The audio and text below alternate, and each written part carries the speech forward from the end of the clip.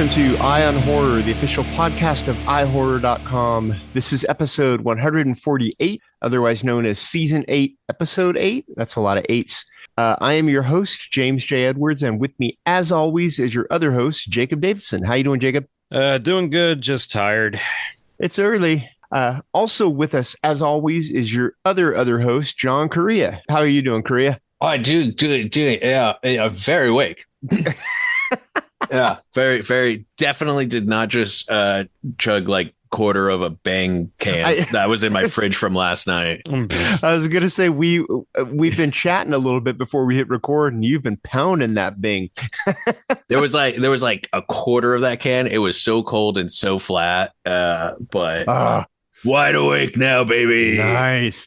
So what's been going on? The big release this week, and it came out last night, but it will have come out the weekend before this post. We were recording on the 3rd. So yeah, moment of silence for all the people who this is their last day having 10 fingers.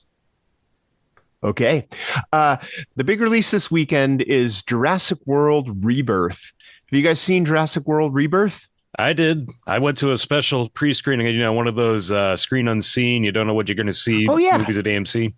Oh, cool. I saw it. Our presser of it was Monday. Yeah, Monday night. And it's a little weird that you can kind of tell when because it opened Wednesday night and they screened it for press Monday night. It's always a little weird when they do it that last minute. What'd you think of Jurassic World Rebirth? I dug it.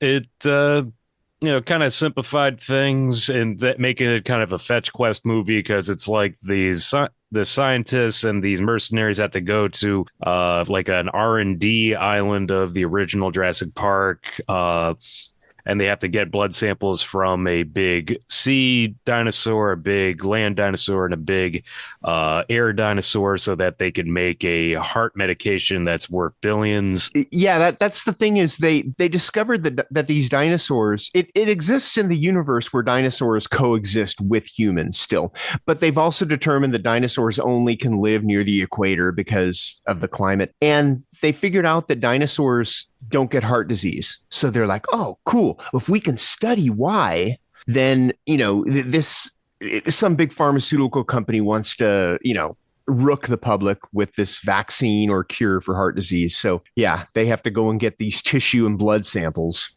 Yeah, no, it has some really good sequences, like especially if you're an aqua horror fan, there's a lot of good scenes with the mosasaurs and spinosaurs.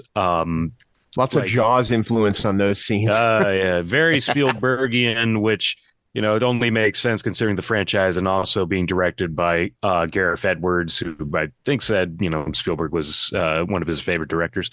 But also like the scene with there's a scene where a bunch of characters on a raft going downstream and there's a T-Rex going after them. And like a person sitting next to me actually screamed, "Oh no!" when the T-Rex was getting at him. That scene, I couldn't help but sing to myself, Marshall, Will, and Holly when that was going on.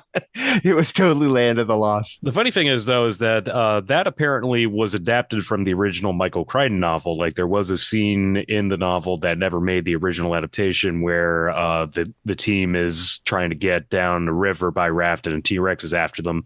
So it is interesting that they kind of drew on the original material for this late sequel. Yeah. Here's my deal with Jurassic World Rebirth. I think it needed more dinosaurs because that's always my critique. Well, every movie. But I said the same thing about Here, that Tom Hanks, Robin Wright movie, because it kind of starts out with dinosaurs and then it gets boring. But anyway, the people in Rebirth, I didn't care about at all. I wanted the dinosaurs to eat them because you've got this mercenary team that's after this, these tissue and blood samples. But then also you got this family that was sailing across the Atlantic that they had to rescue. So you've got all of these people and none of them are really, you don't care about any of them. They try to make you care about them because they have like conversations between, like Scarlett Johansson and the others where, they talk about, this friend died, or this guy's separating from his wife and in a custody battle. They do all these things to try to make you care about the people, but they don't work. And all you want to do is see the dinosaurs ravage these people, because the dinosaur scenes are pretty awesome. And the thing is that this island was set up as, like Jacob said, R&D. This island was set up because people at the park got tired of seeing the same regular dinosaurs, so they're crossbreeding. They're genetically engineering new dinosaurs, and so of course you've got velociraptors, you've got the T-Rex, you've got regular dinosaurs, but then you've got these mutant ones that you've never seen before, and yeah, I just wanted more dinosaurs. I wanted more people dying. Specifically, I wanted more mutant dinosaurs because that was kind of the big sell to me, that this was going to have like the weird mutant dinosaurs that never made it to the main park. And we got a couple toward the end, but, I kind of wish that they had been more prominent. I just love to think of a world where people are so spoiled by the existence of dinosaurs living amongst humans that they're bored.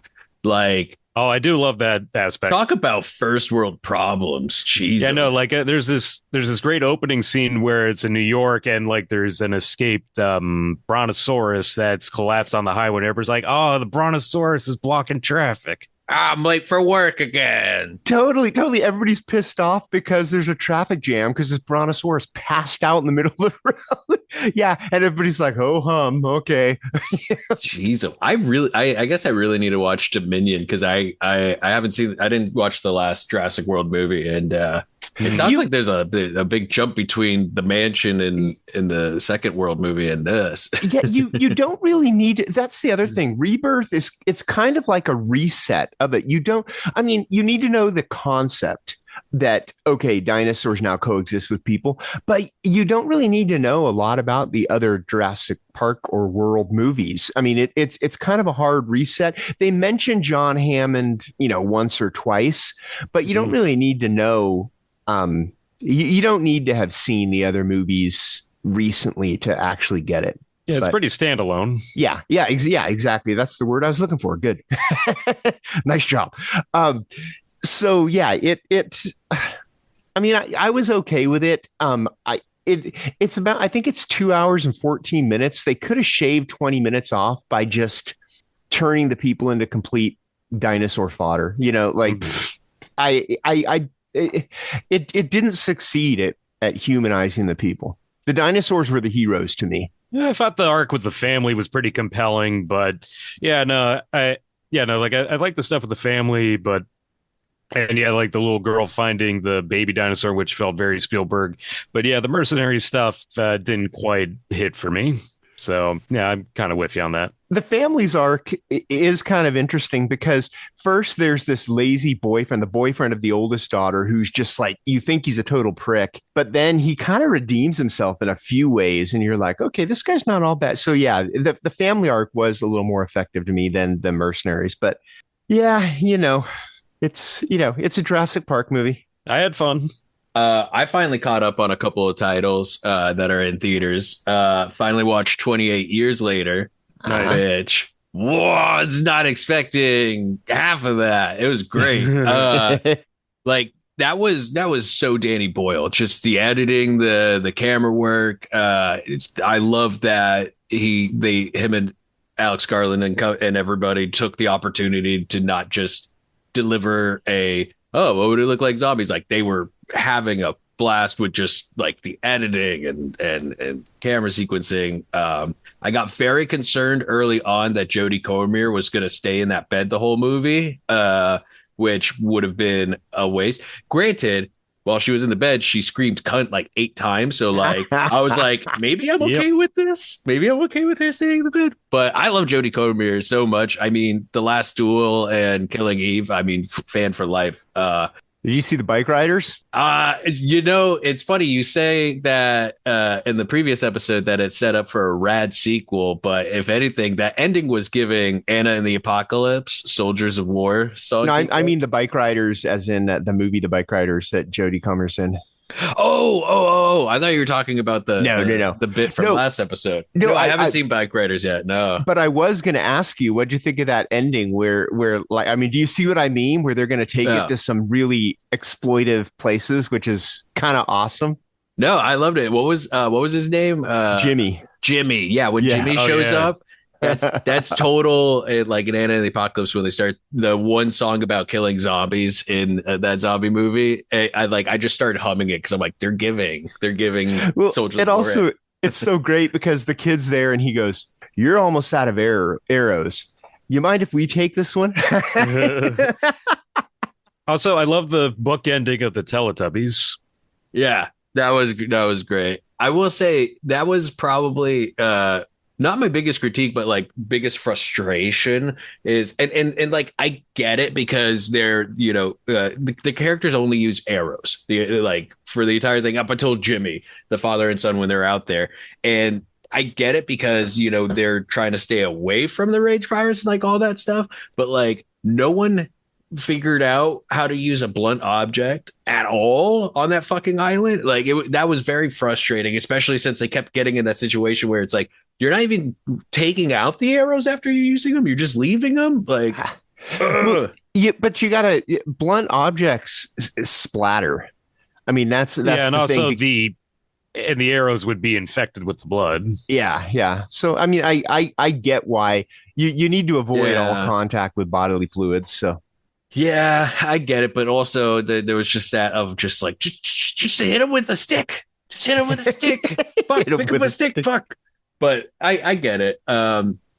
We also watched Final Destination Bloodlines. That was a fun double feature of doing those two.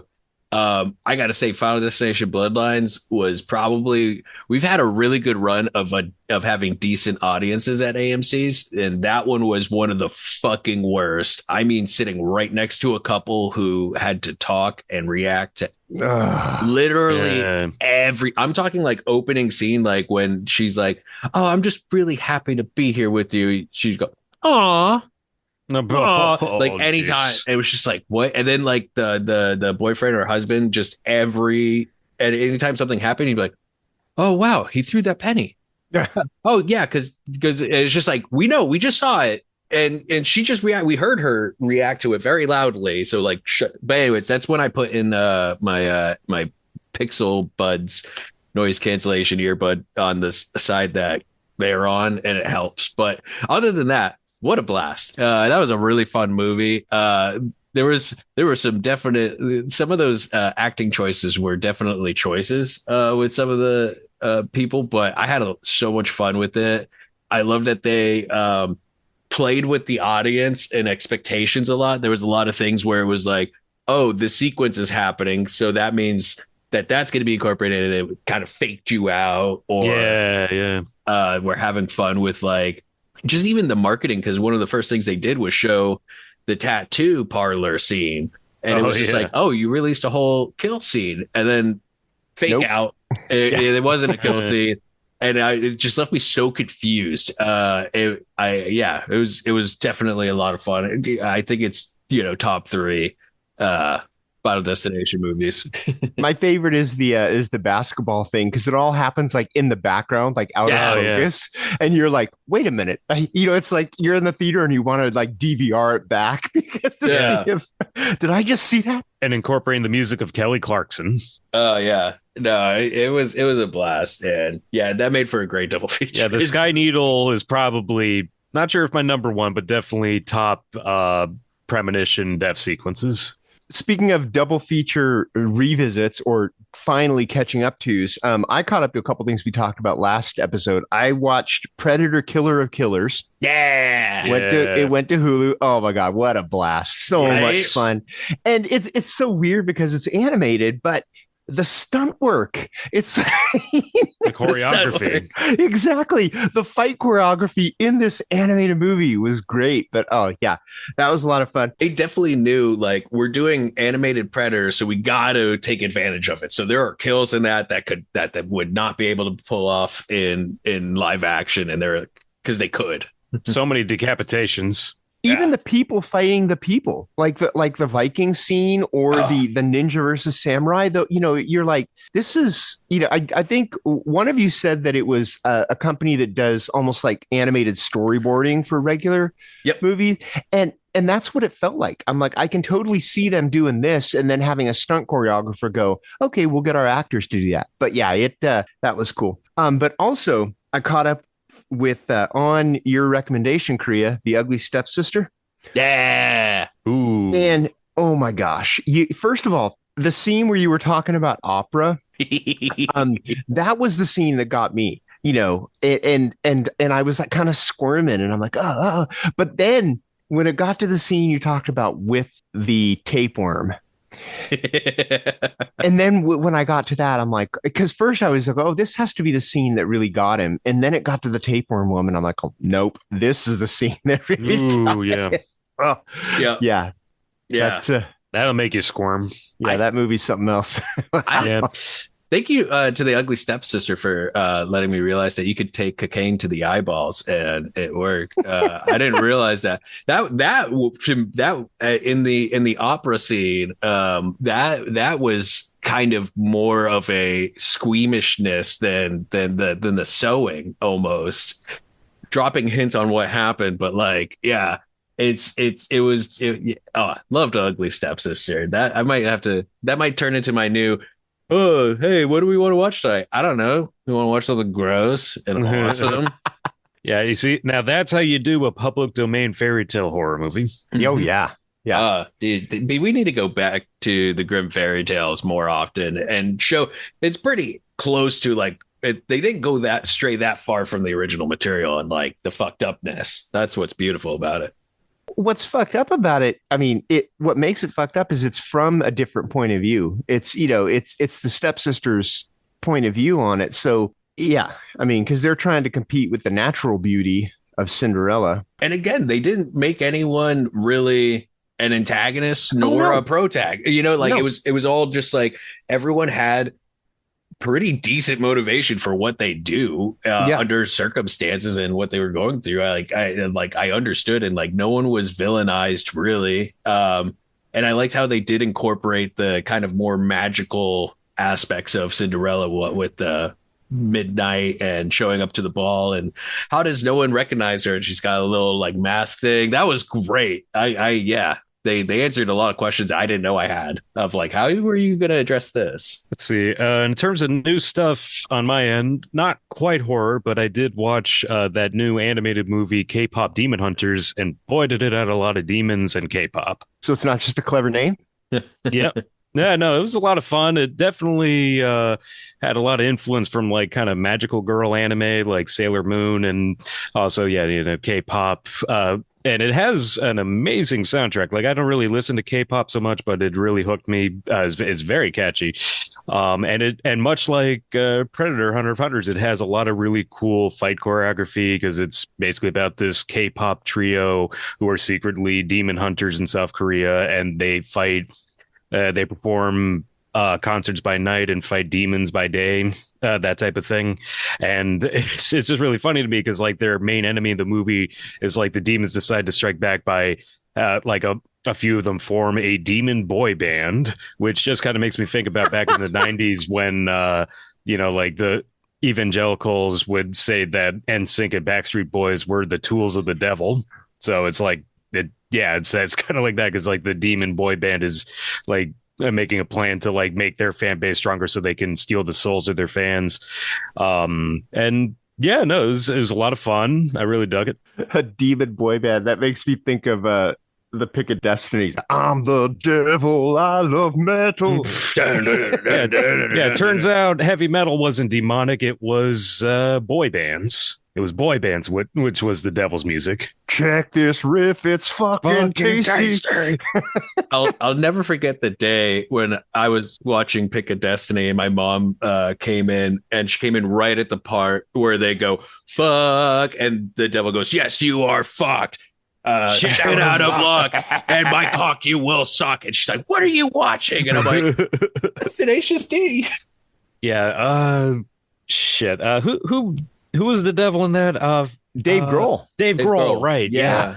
No, they got Dave Grohl to say a lot of lewd shit, which was great. Yeah, but yeah, K-pop Demon Hunters, I recommend it. Speaking of lewd shit, I tell you, I'm a little addicted to these Trainwreck documentaries on Netflix. The new one is Poop Cruise. Okay, you probably remember the news story of this. It was a cruise ship that was sailing between Mexico and it was sailing across the Gulf of Mexico. Yes, the Gulf of Mexico. Deal with it. And there was a fire in the engine room, and so it lost power. And when it loses power, nothing can be used. The toilets don't even flush, but like there's no air conditioning. There's, everything is out on the ship. So these poor people, they're living in filth. They're living in sewage. And they talk to passengers. They talk to the captain. They talk to one of the chefs. And the captain thinks that, they're going to solve it. They're like, okay, well, if you have to go number one, just pee in the shower. No problem. If you have to go number two, we're going to distribute these red biohazard bags. Go in there. And they talked to one of the passengers. He goes, my goal became to not use one of the red bags. But then the winds start blowing. So they're powerless. So the winds start blowing. So they sent out tugboats to pull them into port in somewhere in like Alabama or something. And the winds blew, so they had to pull them back to Mexico. So basically it turned into, instead of them being out there for 2 days, they were out there for like 6. Oh. So, and this one poor guy's like, oh, yeah, I'm going to have to use the red bags. There's not enough red bags for 6 days. But then also they were talking about, because the refrigeration was down, they opened the bars. It's like, no, that is the dumbest thing to do when you don't have toilets. And then, of course, the showers start backing up because people are peeing in them. And so the decks are flooding with just sewage and filth. Oh my God. Yeah, it's terrible. Yeah, and this is why I refuse to take a cruise. I didn't even need this to be a reason to not take a cruise. Yeah. Like I have been very anti-cruise for some time. I've been on cruises and had fun or whatnot, but like as an adult, I'm like, I feel like there's a better use of my money than a cruise. I'm not necessarily anti-cruise, but I just don't have the money. I would love to take one of those. What do they call the one of the cruises where like all the 80s heavy metal bands play? They call it my sister works on it. It's like Tons of Metal cruise or something. Yeah, I don't remember what they're called, but those ones, when I always see on social media, they have bands that I love on these cruises, and that would probably be fun. But again, who's got that kind of money to use on a cruise? I'll admit, I've seen advertisements for like a Star Trek themed cruise, and I'm like, maybe, like something where it's like if everyone on the ship is like on the same level for like a love for something, but like just a random cruise with a bunch of rando tourists, like, bleh. Gross. Yeah, no, it needs a shtick. Yeah. Have either of you guys see that we're a little late to this party, or at least I am? Have either of you guys seen The Woman in the Yard? Yes. No. I saw it in theaters. Oh, yeah. Okay. I saw it because it is now on, I don't know, one of the things I do. Peacock, maybe? It's on one of the, it's on one of the things I subscribe to. I subscribe to all of those. What'd you think of The Woman in the Yard? I liked a lot of it. I think it sounds like we're on the same page. I was gonna say it didn't completely work for me, but when it did work, it worked flawless. I love the spooky stuff and all that, but narratively, there are some parts that didn't quite click, but the spooky stuff was super effective for me. I think it was, for me at least, a victim of advertising, where the advertising may set up an expectation or of like what type of movie it is that it wasn't. Similar to another movie we'll discuss a little bit later.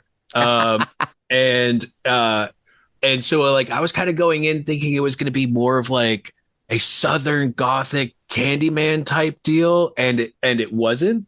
And I think it took me a bit to get over that. And then once I did get over it, I loved it. Like I loved what was going on, because by that point in the movie, it's like, oh, this is what's happening. These are the rules. This is what's okay. I get it now. And like I was able to like fully get into it. But I think just like having that like kind of like bit in the middle where I'm like, wait, is this not what I was going in for? It did ruin it, but it was definitely like it was a distraction for me. But I still really liked it. I thought a lot of what they did, especially like that third act, I thought was really well done.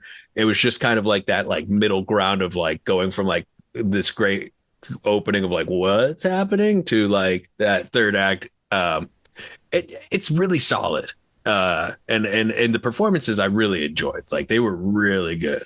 There's a lot of what's happening in that movie. I mean, it is fun because it lets you figure things out for yourself. You know, you have to do a lot of thinking as a viewer, which is cool. You know, they don't just spoon feed stuff to you. So yeah, but yeah, it is. Yeah, like I said, narratively it didn't completely work for me. But atmospherically and just the overall vibe of it totally did. And when, you know, I didn't see it in a theater, but I imagine there would have been some good scares in a theater because some of it was just so creepy that I was like, God, if I wasn't just sitting here on my couch with my dogs, this would probably raise some goosebumps. Yeah, it's definitely one that I would like to revisit, you know, because sometimes you go into movies with an expectation and that kind of hinders your experience a bit. And so it takes me like a second or a second viewing to kind of like really appreciate what it is. In fact, actually, I did that recently with The Hunt. Do you guys remember that movie? Yeah. I felt so bad for Craig Zobel with The Hunt because it got delayed because of COVID. And then it got delayed because, it got delayed because of Trump. Yeah. It got delayed. Yeah, that's what it was. And it got COVID, delayed. Like it came out, and then COVID hit like right around it to the time it came out. That's what it is. It got delayed because people were afraid that maggots were going to shoot up the theaters. Yeah. And then it came out. Yeah, you're right. It came out right as COVID was hitting. So yeah, I felt bad for that. But yeah. Which it was just one of those days where I was like, I need a little bit of a comfort.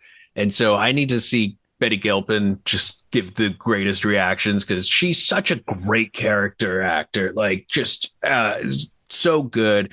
And in this movie, I don't know what direction she was given, but I feel like she was just given like, go for it, just go for it. Because she did. And like, there's no moment in that movie where she doesn't give the absolute best reaction to what's happening. And she's almost like a Bugs Bunny type character in it. She's so good in that movie. And I don't know if that movie would have worked without her, but if you go on Letterboxd and in the reviews of the movie at the time, everyone is kind of going, what's the politics of this movie? What's the politics of this movie? Because you have ultra rich neoliberals hunting poor right-wing folks for sport, which no one looks good.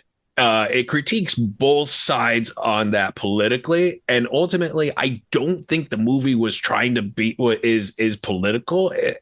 I think it's about class. It's about classism, and ultimately, I mean, isn't that what all manhunting people movies are about? Is about class. Is about when you get to the point where you're so rich that you can just hunt people and essentially not and operate like there's no consequences for it.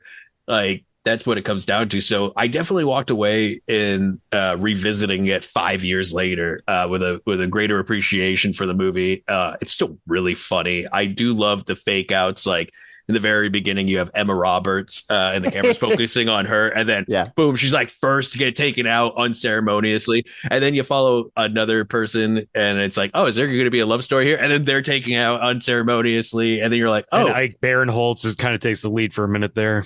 Yeah. And then, what's his face? Who plays Sal Saperstein in The Studio? That's his name, Ike Barinholtz. Oh, yes. Ike Barinholtz. I mean, it definitely had more fun because of The Studio and going, Sal Saperstein. Thank you, Sal Saperstein. Boom. Yeah, and the fake outs, but yeah, definitely had a lot more fun with it than I did, 5 years ago. Oh man! Also, I was at the pre-screening at the Egyptian Theater with the directors there, and yeah, no, again, this just kind of unlocked a memory for me because like this was just as COVID was about to happen, so like they were throwing toilet paper into the audiences. What a time! What a time! Oh boy, what a time! Yeah. Well, the other thing that has come out this week that is going to kind of transition us into our topic is M3GAN 2.0 or M3GAN 2.0. Have we all seen this? Oh, yeah. I have. What'd you guys think? I thought it was pretty good. I mean, definitely taking a swing, changing it from, the kind of like in my review, I said, they went from Child's Play to Ghost in the Shell because, yeah, it's horror to action, like more of a cyberpunk edge this time around. Yeah, no, I thought it was an interesting way to go about it. Still plenty of people dying, of course, and you got M3GAN front and center, and yeah, no, I thought it was all right. My review, I said that it went from Terminator to Terminator 2 because not only did it kind of go from horror to more of like an action kind of a thing, but also you got the villain from the first movie coming back as the hero of the second, to save the humans. So it works on a couple ways in that. But yeah, M3GAN. Here's the funny thing. This is a little side note. My screening of M3GAN 2.0, they evacuated the theater in the middle of it. It was right in the middle of it, and they came into the theater and they said, we have an incident, we have to evacuate. And and I was actually really impressed. It was an AMC, and I was impressed with both the theater workers and the customers because there were 18 screens in this theater and everybody was super orderly, no pushing, shoving, trampling or anything. Everybody just evacuated and the fire department showed up, and I never did find out why. But the funny thing is, it was right about when it was a little bit after, but you realize that Amelia, the evil M3GAN, the evil AI, is taking over the clouds. So she's able to shut down different parts of the country. And then all of a sudden we had to evacuate the theater. So I thought it was an ARG gone crazy. But and they invited us back the next night to screen. Although then I had to watch the first half again. And honestly, M3GAN 2.0, I wasn't a big fan of as a movie. I think it played a little too fast and loose with genre. But we'll get into that.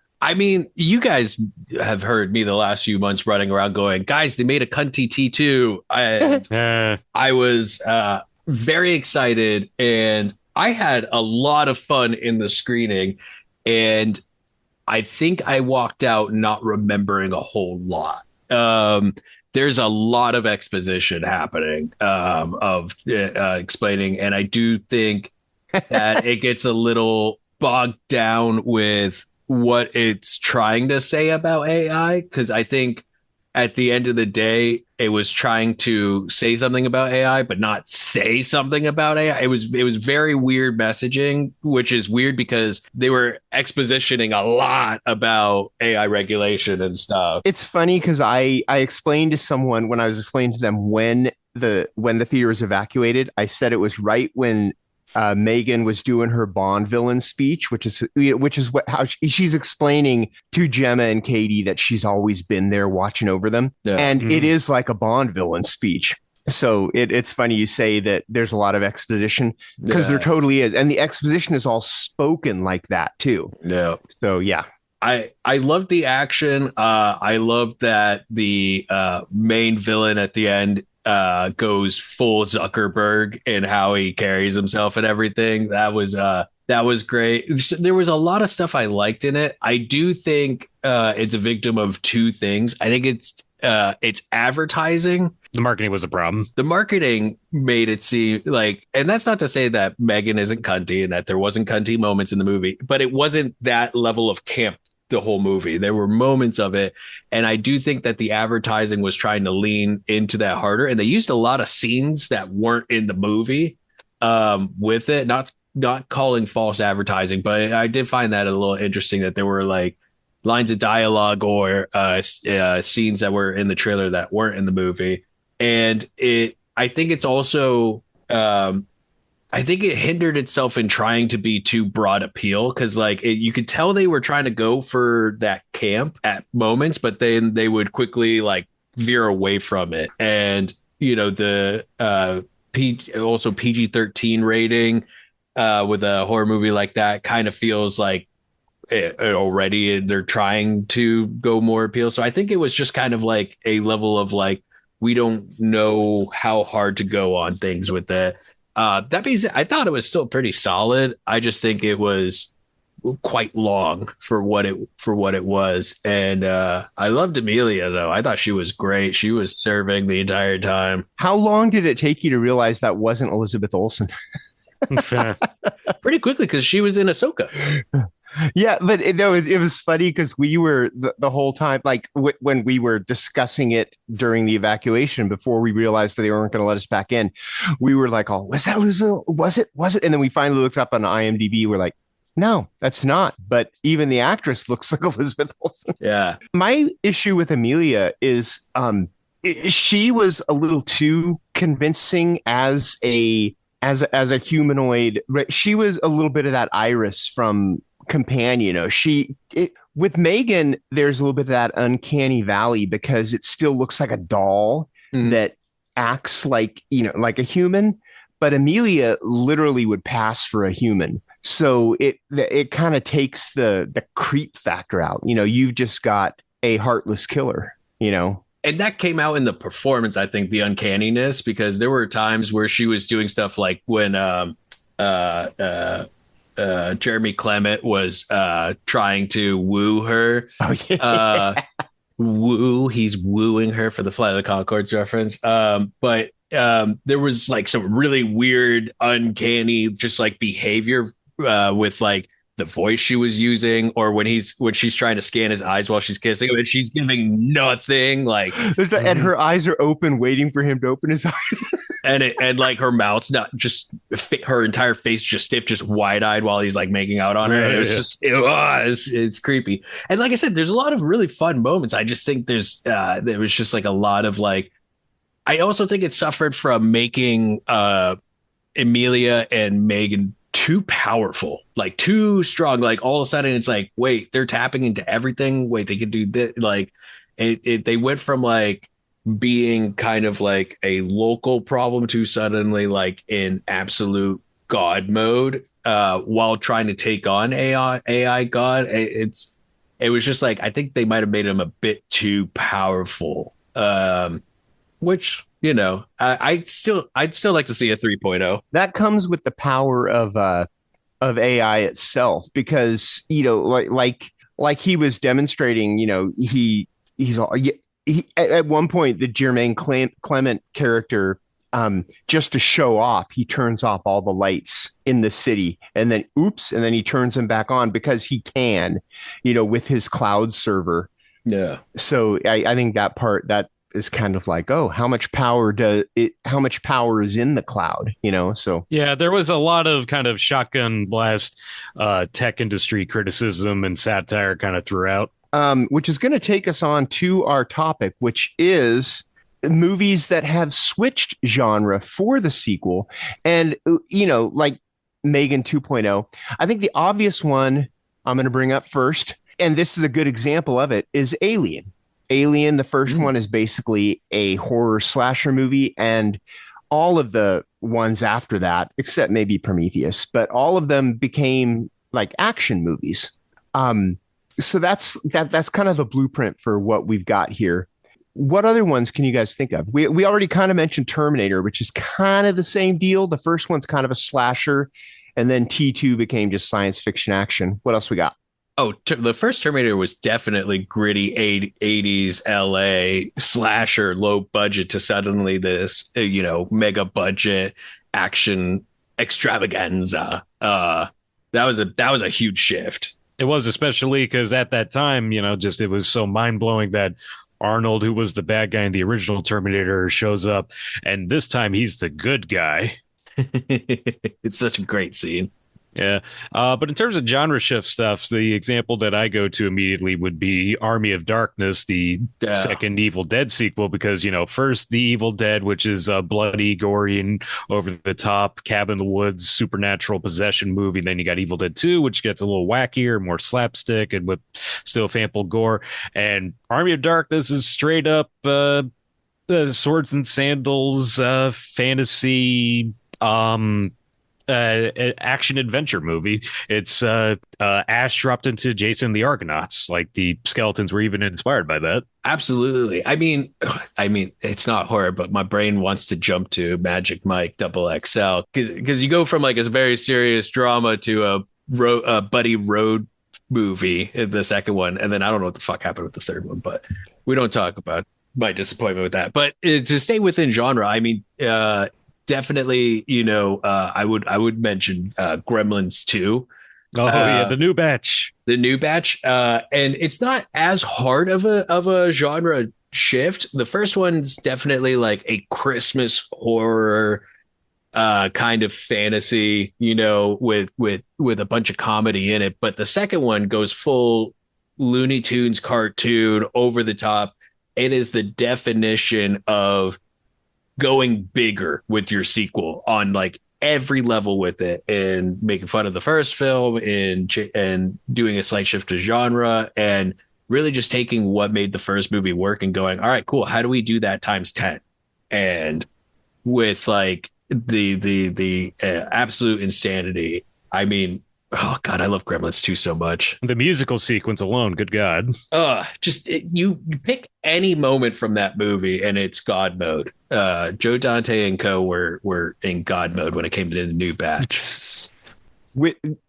Speaking of going from simple to turning it up to 10, there's two that I think of when I think of that. And one is the Blair Witch Project to Blair Witch 2. And also Cloverfield to 10 Cloverfield Lane, because those were they both kind of went from that found footage schlock to more big budget and actual traditional movies. And at least in the case of Blair Witch, it went to like a self-referential, kind of almost parodying itself. And conversely, then you got a movie like Ghoulies, which, the first two Ghoulies are basically the same, with like the little Ghoulies unleashed in a haunted house and then a sideshow carnival just going around killing people and getting into hijinks.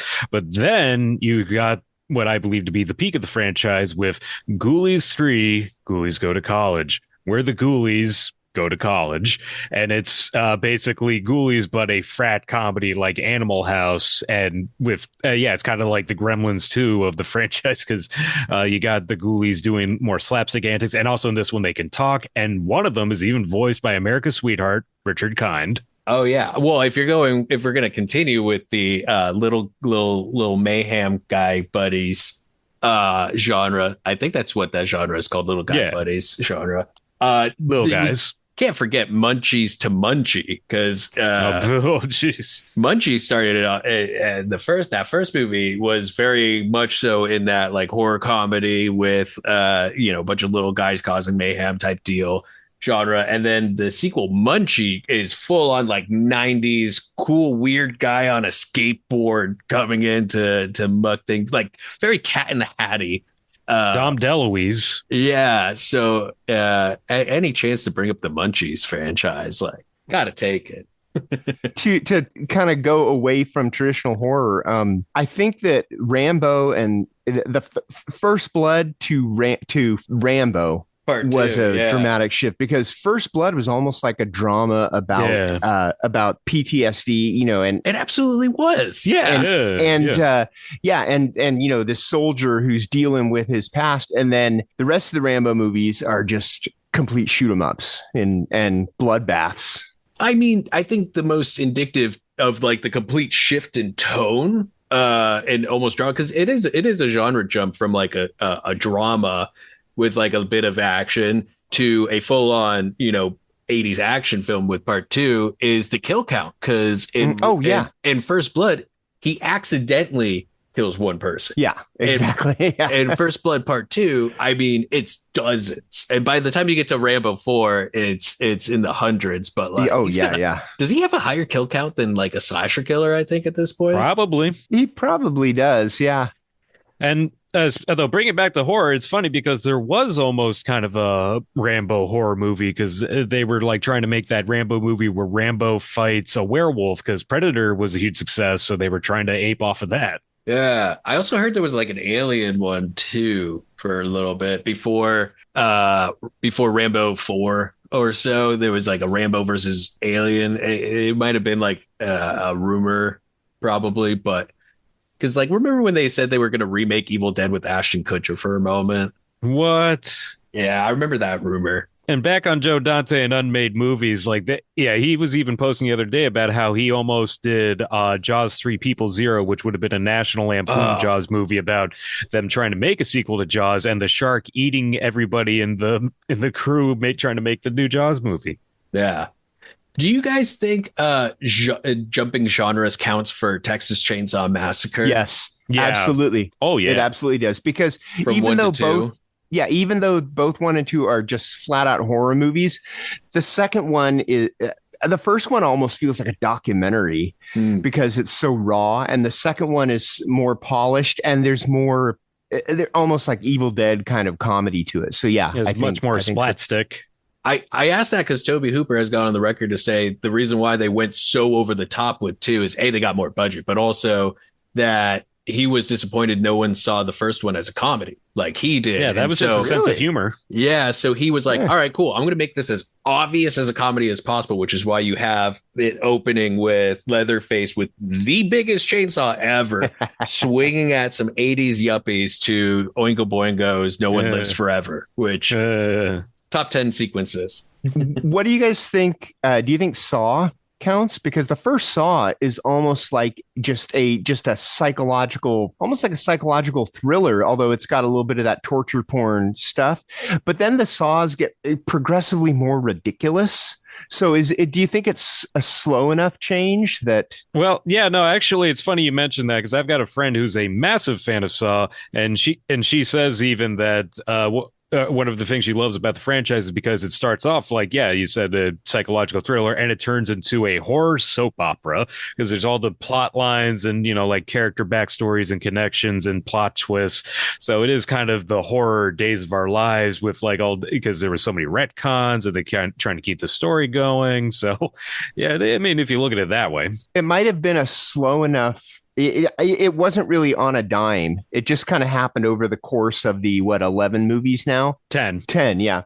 It happens over the course of the 10 movies that happened. I don't think, I mean, if it just went from Saw 1 to Saw X, then it would have been more obvious, but well, it's like the Fast and the Furious franchise. They did a similar trajectory where like the first one was, you know, Point Break, but with streetcars, and then it slowly turned into, I would also say, the most expensive soap opera franchise of all time because the retcons, the flashbacks, you had a secret child? Yes. And he was kidnapped by my secret brother. I mean, come on. Those Fast movies are soap operas, but with big explosions and vroom vrooms. All right, cool. Well, yeah. What did we miss on movies that took a hard left turn on their sequels? Let us know. And yeah, look at this. We did an episode after 2 weeks. We're back.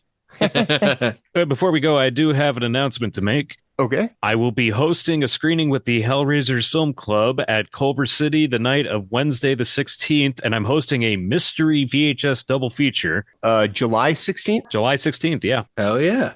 Cool. All right. Well, everybody go to that. We'll post on our socials more detail about that. Thank you. Absolutely. And yeah, let's get out of here. So our artwork is by Chris Fisher, so go check him out. And our theme song is by Restless Spirit, so go check them out. And check out us on all the socials at Ion Horror or at iHorror.com, which is the site we all call home. And listen to the Cryptozoo and the Halla Rewind. And we will see you in a couple of weeks. So for me, James J. Edwards. I'm Jacob Davison. And I'm Jonathan Correia. Keep your eye on horror.